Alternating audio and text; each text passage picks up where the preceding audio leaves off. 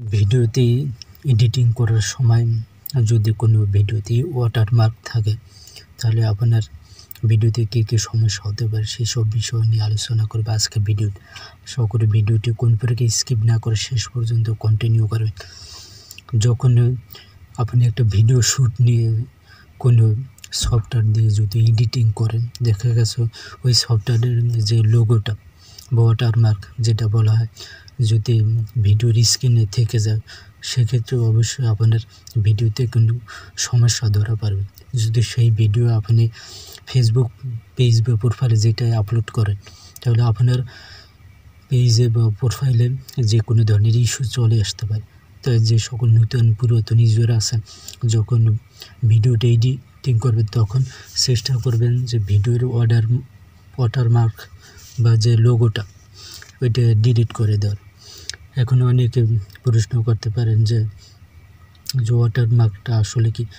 এটা হলো যখন আপনি ইনশট বা ক্যাপকাট যে সফটওয়্যার দিয়ে আপনি ভিডিও এডিটিং করেন না কেন, যখন এডিটিং করেন দেখা গেছে ওই সফটওয়্যারের যে একটা ওয়াটারমার্ক বা লোগো যেটা বলাতে ওই লোগোটা দেখা গেছে ভিডিওর স্ক্রিনে ভাসে, তখন ফেসবুক বুঝতে পারবে যে আপনি এটা আপনি সরাসরি কোনো ভিডিও শ্যুট না নিয়ে আপনি সফটওয়্যার দিয়ে এডিটিং করে তারপর দেখা গেছে আপনি ভিডিওগুলো আপনি পেজে আপলোড করেন বা প্রোফাইলে আপলোড করতেছেন, এরকম আর কি। তো এটা কিন্তু রিমুভ করা যায়, এটা আপনারা রিমুভ অনেকে দেখা গেছে এটাও কিন্তু ভুলে মানে খেয়াল থাকে না যেটা রিমুভ করছে, কিন্তু পরে দেখা গেছে ভিডিওটা আপলোড করে দেয়, তখন দেখা যায় যে ওই ভিডিওর স্ক্রিনে আপনার ওয়াটারমার্কটা ভেসে ওঠে। এখন দেখা গেছে ওই ভিডিওটা আপনার ভালো পরিমাণ ভিউসও চলে আসছে, এখন ইচ্ছে করতে পারবে আপনি ভিডিওটা ডিলিটও করতে পারতেছেন।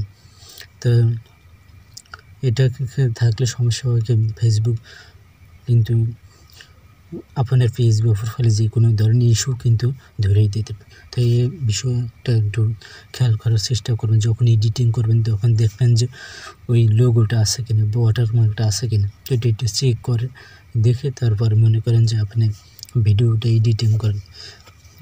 যে সকল নতুন ইউজার আছেন তারা একটু অবশ্যই এই বিষয়টা সিরিয়াস হবেন যে ভিডিওর স্ক্রিনে যাতে ওয়াটারমার্কটা না থাকে, তাহলে এটা থাকলে আপনি একটা ইস্যু দিয়ে দেবে, তখন আপনি ধরতেও পারবেন না যে কী কারণে আপনার এই যে ইস্যু চলে আসছে।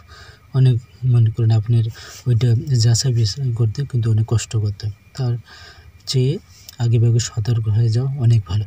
তো ভিডিওটি আজকে পর্যন্ত, ভালো থাকবেন সবাই, খুদা হাফেজ।